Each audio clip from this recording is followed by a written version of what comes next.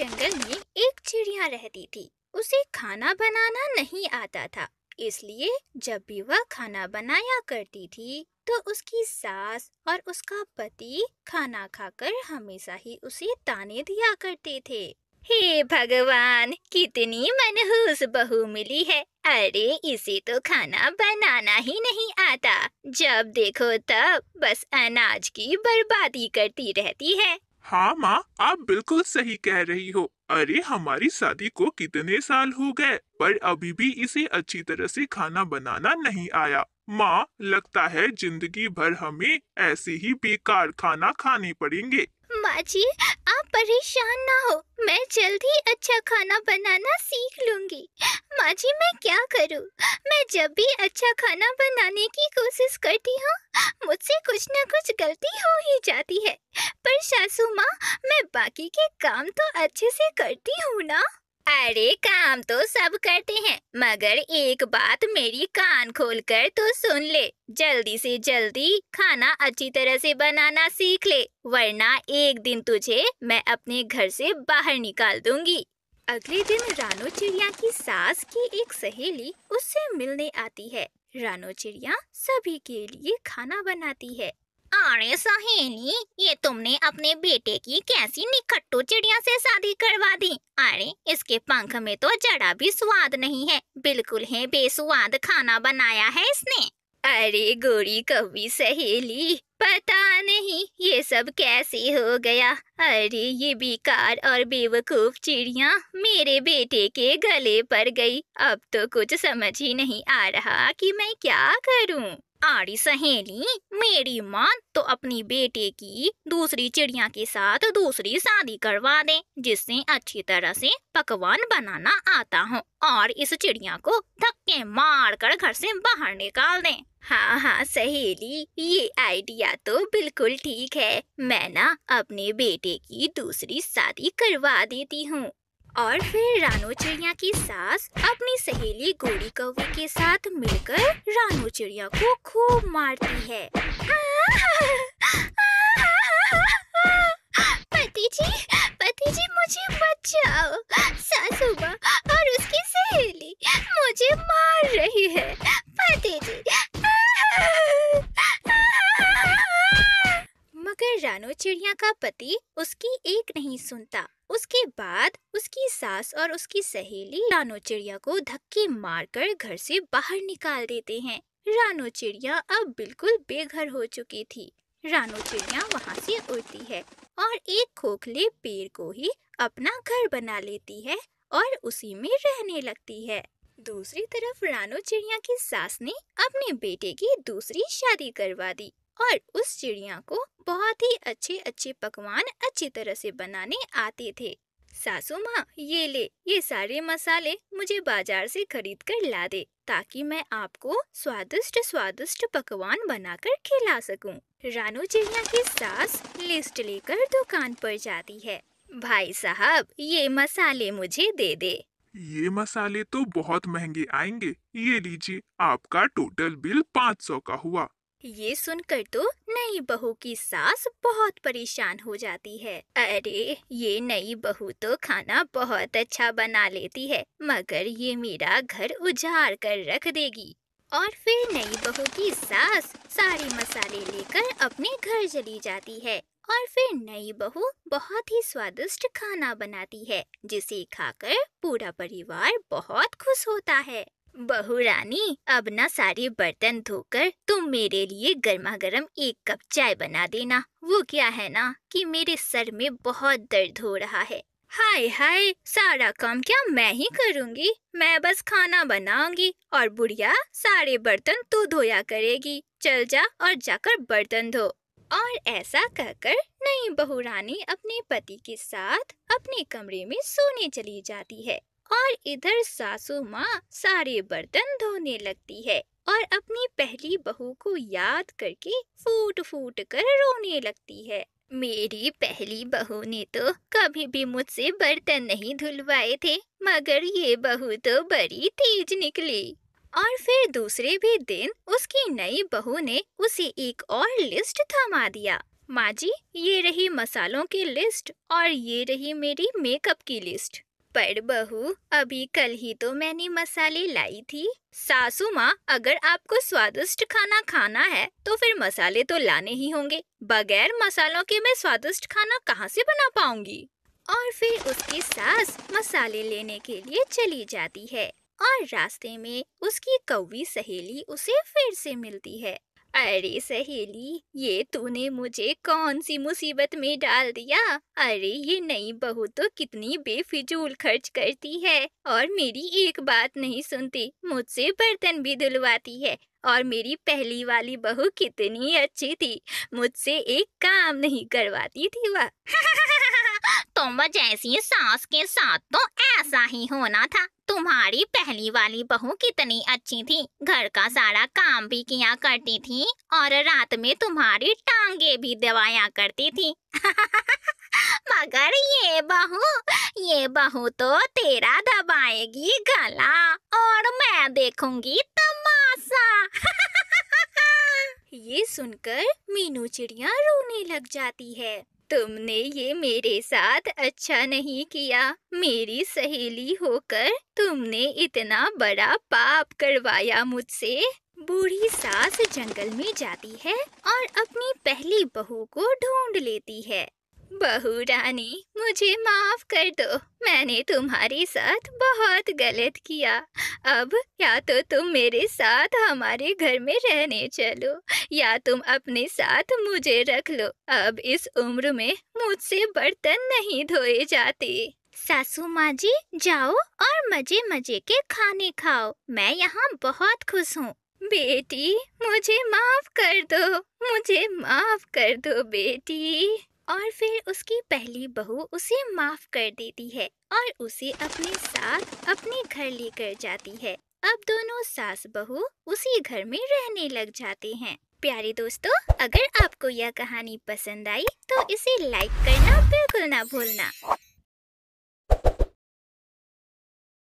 आज कालू कौवे को बड़ी जोर भूख लगी थी और वह भोजन की तलाश में इधर उधर मारा फिर रहा था। जंगल के सभी पक्षियों को भी यह बात पता चल चुकी थी कि कालू कौवा बिना किसी मेहनत के भोजन प्राप्त करना चाहता है और इसलिए वह जंगल के सभी पक्षियों से मांग मांग कर भोजन खाया करता है। अरे यार कबूतर, मुझे बहुत जोरों की भूख लगी है, मुझे कुछ खाने को दे दो। मैं तुमसे उधार मांग रहा हूँ यार। मुझे जैसे ही भोजन मिल जाएगा मैं तुम्हें वापस कर दूंगा। चल भाग यहाँ से, पहले ही तुमने मुझसे बहुत उधार लेकर खाया है, पहले उसे तो चुका। और फिर कालू कौवा निराश होकर वहाँ से चला जाता है। वह उड़ता उड़ता पहाड़ी की ओर निकल पड़ता है, जहाँ उसे किसी की आवाज सुनाई देती है। तो वह आवाज की दिशा में उसके पीछे पीछे जाता है। अरे कोई है जो मुझसे मेरा जादू लेगा, कोई है तो मेरा जादू ले लो। कालू कौवा बैठा सब कुछ सुन ही रहा था, पर जैसे ही उसने उस बूढ़ी उल्लू की बात सुनी तो वह हैरान हो जाता है और उस उल्लू से कहता है, उल्लू दादी अम्मा, कैसा जादू? अगर कोई काम का है तो वह आप मुझे दे दें। पर बेटा, मैं अपना जादू उसी पक्षी को दे सकती हूँ जो मुझसे भी बड़ा शैतान और लालची हो।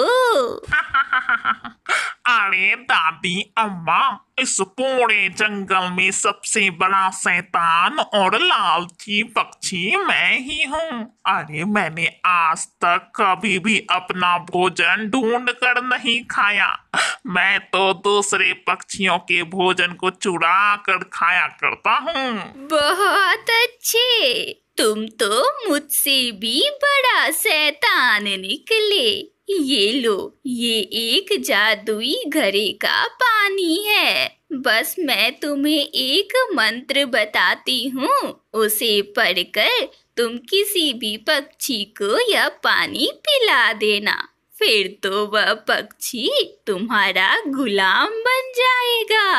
अरे दादी अम्मा, जल्दी बताएं, जल्दी से मुझे वह जादुई मंत्र बताएं। अंतर मंतर जंतर सू, हो जा मेरा नौकर तू। और ऐसा कहते ही वह पक्षी तुम्हारा नौकर बन जाएगा। और इतना कहकर वह बूढ़ी उल्लू वहाँ से गायब हो जाती है।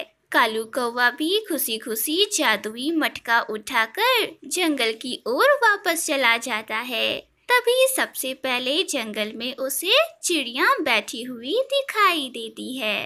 अरे कालू, वो देख, वह छोटी सी चिड़िया वहाँ बैठी हुई है। क्यों ना पहले मैं अपना जादू इस छोटी चिड़िया पर ही आजमाऊं।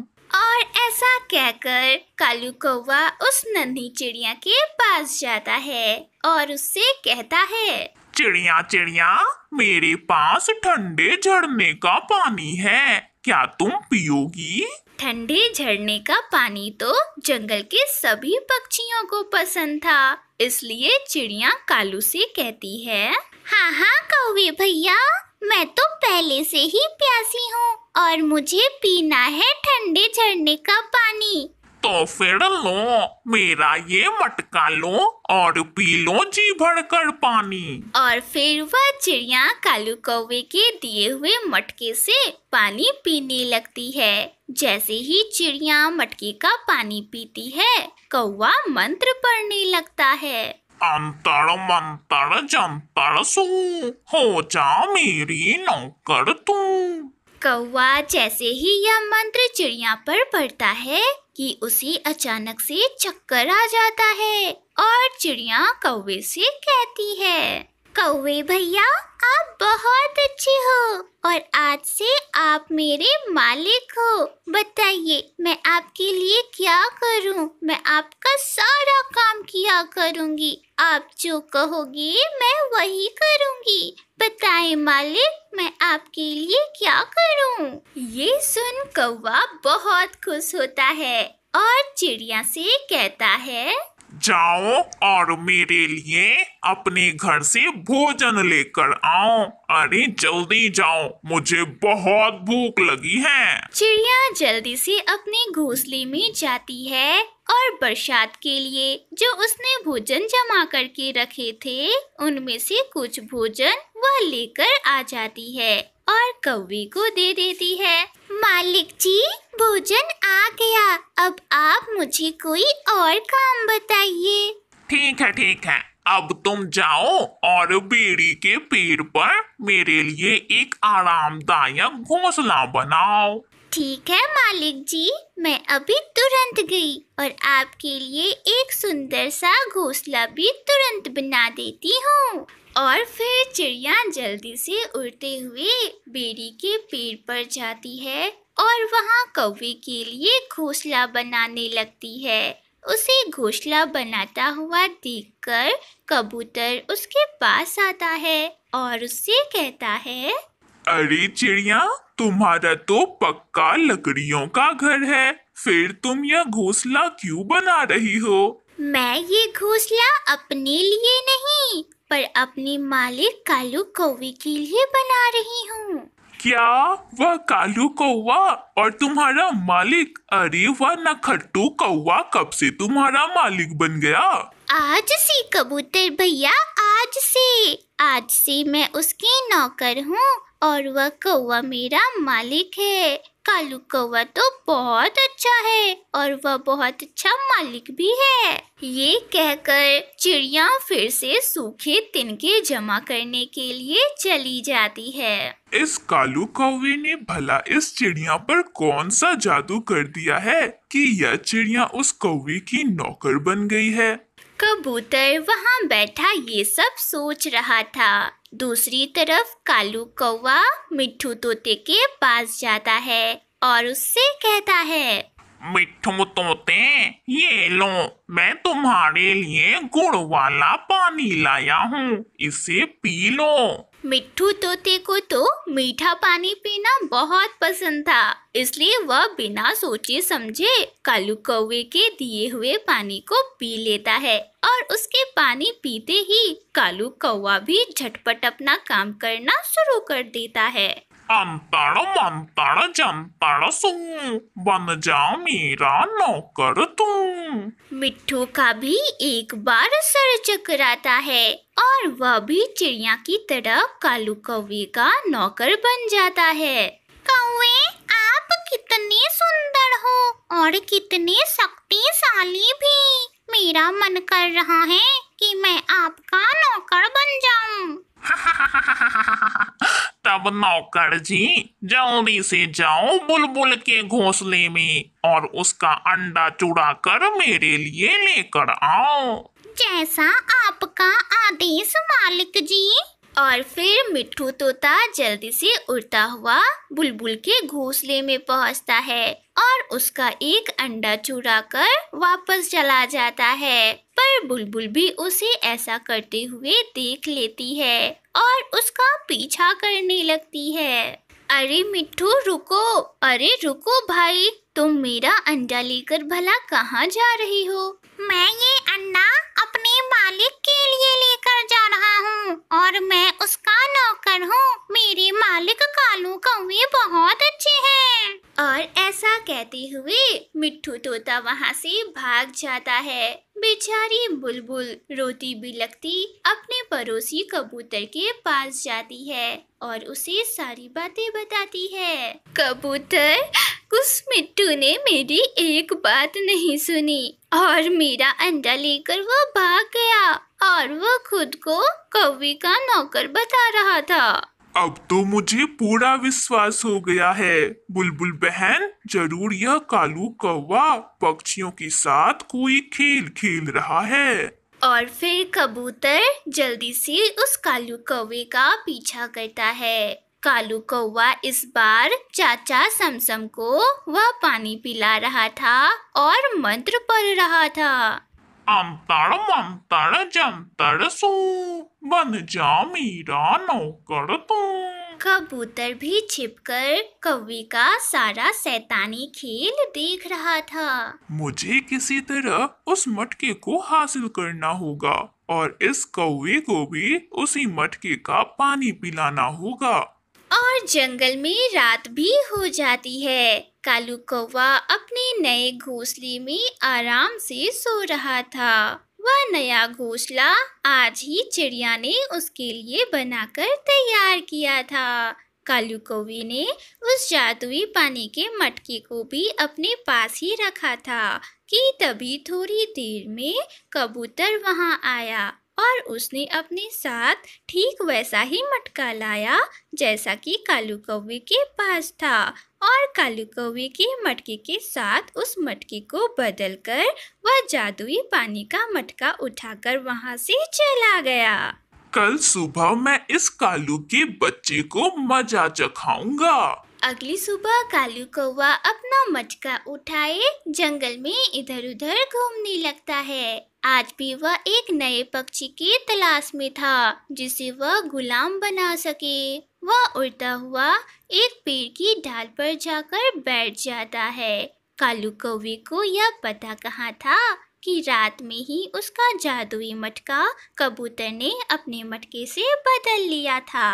अब तो आहिस्ता आहिस्ता सारे पक्षी मेरे नौकर बन जाएंगे।